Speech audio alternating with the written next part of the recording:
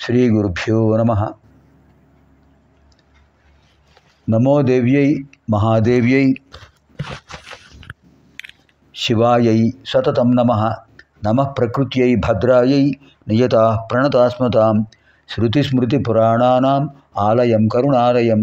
నమామి భగవత్పాదం శంకరం లోకశంకరం. అర్చనకాలే రూపగత, సంస్తుతికాలే శబ్దగత, చింతనకాలే ప్రాణగత, తత్వవిచారే సర్వగత. ఓం ఐం హ్రీం శ్రీం శ్రీమాత్రే నమః. ఓం ఐం హ్రీం శ్రీం శ్రీమాత్రే నమః. ఓం ఐం హ్రీం శ్రీం శ్రీమాత్రే నమః. ఓం ఐం హ్రీం శ్రీం శ్రీమాత్రే నమః. ఓం ఐం హ్రీం శ్రీం శ్రీమాత్రే నమః. ఓం ఐం హ్రీం శ్రీం శ్రీమాత్రే నమః. ఓం ఐం హ్రీం శ్రీం శ్రీమాత్రే నమః. ఓం ఐం హ్రీం శ్రీం శ్రీమాత్రే నమః. ఓం ఐం హ్రీం శ్రీం శ్రీమాత్రే నమః. ఓం ఐం హ్రీం శ్రీం శ్రీమాత్రే నమః. ఓం ఐం హ్రీం శ్రీం శ్రీమాత్రే నమః.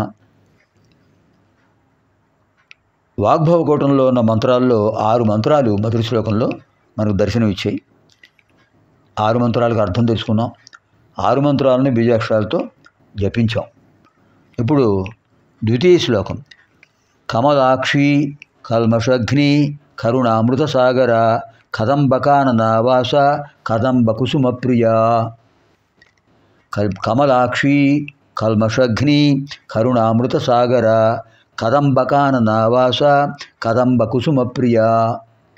ఇది ద్వితీయ శ్లోకం. పదవి భాగం చేస్తే మనకు ఎన్ని పదాలు ఉన్నాయో తెలుస్తుంది, ఎన్ని మంత్రాలు అవుతాయో తెలుస్తుంది. ఇది వాగ్భవకూటంలో 2వ శ్లోకం. కమలాక్షి ప్రథమం, కల్మషఘ్ని ద్వితీయం, కరుణామృతసాగర తృతీయం, కదంబకాననావాస చతుర్థం, కదంబకుసుమప్రియ పంచమం. పంచపది అయం శ్లోక. అయం శ్లోక పంచపది. ఈ శ్లోకంలో 5 పదాలు ఉన్నాయి. కమలాక్షి కల్మషఘ్ని కరుణామృతసాగర కదంబకాననావాస కదంబకుసుమప్రియ. 5 మంత్రాలు. మొదటి శ్లోకంలో ఎన్ని వచ్చాయండి? 6 మంత్రాలు వచ్చాయి. ఇప్పుడు ఎన్ని మంత్రాలు వచ్చాయి? 5 మంత్రాలు. ఇప్పటికి 2 శ్లోకాల్లో కలిపి 11 మంత్రాలు అయ్యాయి. కమలాక్షి. ఎవరండి కమలాక్షి? కమల అంటే ఏమిటి? పద్మము.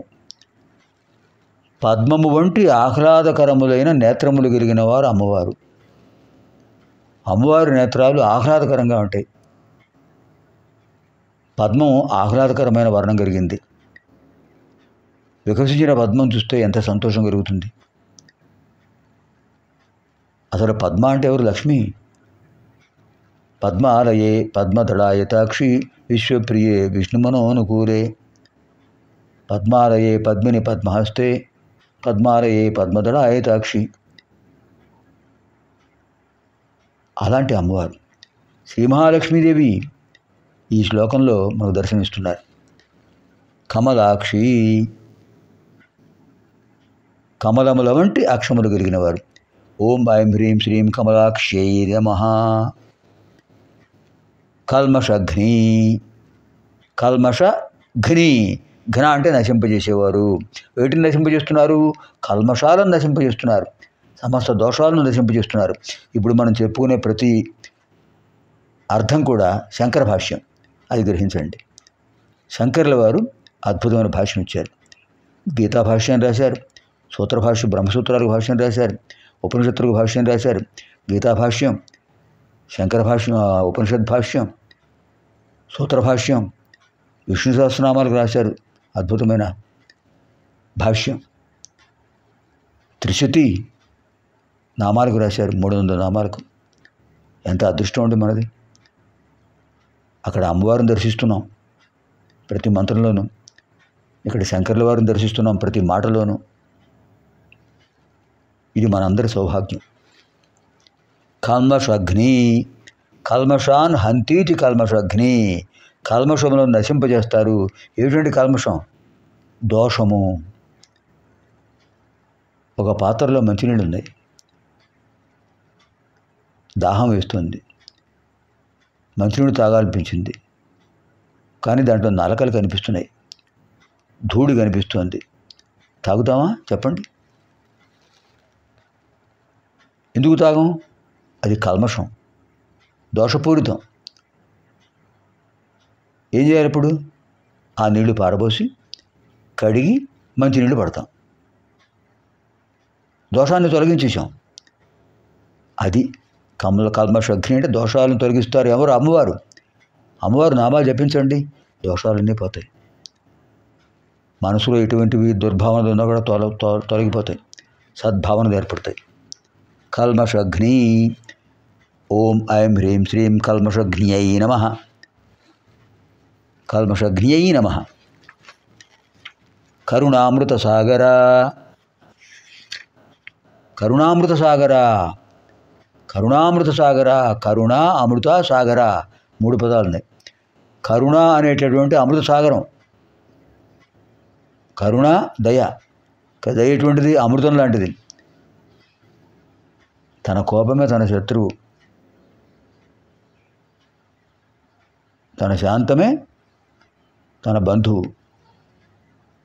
తన కోపమే తన శత్రువు, తన శాంతమే తనకు రక్ష. దయ చుట్టంబవు. దయ చుట్టం. అందరినీ దయతో చూస్తే అందరూ చుట్టాలే. అందరూ బాగుంటే అందరిలో భాగమైన మనం బాగుంటాం. అది దయ. అటువంటి దయ అమృతత్వాన్ని కల్పిస్తుంది. ఎవరైతే జీవితాంతం దయామయిలో ఉంటారో ఆ దయామయులైనటువంటి ఆ యోగులు దేహాన్ని విడిచిపెట్టిన తర్వాత మళ్ళీ వాళ్లకు పునర్జన్మ ఉండదు, మణిద్వీపానికి పెడతారు. త్రిశతి స్తోత్రంలో ఉన్న ప్రతి మంత్రాన్ని అధ్యయనం చేయండి. ఈ దేహాన్ని విడిచిపెట్టిన తర్వాత అందరం మణిద్వీపానికి పెడదాం, అక్కడ కలుసుకుందాం, ఏమాత్రం సందేహం లేదు. కారణం ఈ మంత్రమే, కరుణ అమృత సాగర. కరుణ అనే అమృత సాగరం అమ్మవారి రూపం. సాగరం అనంతం, అమ్మవారి దయ అనంతం. ఎంతమందికి అమ్మవారు పంచి ఇచ్చినా అది పెరుగుతూనే ఉంటుంది. విద్యలాగా మనం విద్యావంతులం, విద్యను అందరికీ చెప్తున్నాం, అందరికీ చెప్పే కొద్దీ విజ్ఞానం పెరుగుతుంది. కరుణామృత సాగర. ఓం ఐం హ్రీం శ్రీం కరుణామృత సాగరాయై నమః. తర్వాత కదంబకాననావాస. కదంబకాననావాస. కదంబ పుష్పాలు తెలుగులో కడిమె పూలు అంటారు. కడిమె పూలు, కదంబ పుష్పాలు. అమ్మవారికి కదంబ పుష్పం అంటే చాలా ఇష్టం. కదంబ పుష్పం చాలా అందంగా ఉంటుంది, తెల్లటి బంతిలాగా ఉంటుంది. కేసరాలు తెల్లటి రంగులో కనిపిస్తుంటాయి, బంతిలాగా, సింహం యొక్క జూలులాగా కనిపిస్తుంటుంది, కాడలాగా ఉంటాయి. సామాన్యంగా 2-3 రోజులకు వాడదు, అది 2-3 రోజుల వరకు వాడదు, అలాగే ఉంటుంది. అలాంటి కదంబ పుష్పాలంటే అమ్మవారికి చాలా ఇష్టం. అందుకని ఏం చెప్పారు ఇక్కడ? కదంబ కాననావాస. కదంబ కానలలో ఉంటారట. కదంబ వనం, కదంబ వృక్షాల సముదాయం ఎక్కడ ఉంటుందో అక్కడ అమ్మవారు ఉంటారు. కదంబ కాననావాస. కదంబ కానన ఆవాస. కదంబ కాననమే అమ్మవారి యొక్క ఆవాసము, నివాసము, నిలయము. కదంబ కాననావాస. ఎంత అద్భుతమైన మంత్రం ఉండేది. కదంబ కుసుమ ప్రియ. కదంబ కుసుమములు అంటే అమ్మవారికి చాలా ఇష్టం. అమ్మవారిని కదంబ పుష్పాలతో పూజిస్తారు వశిన్యాది వాగ్దేవతలు.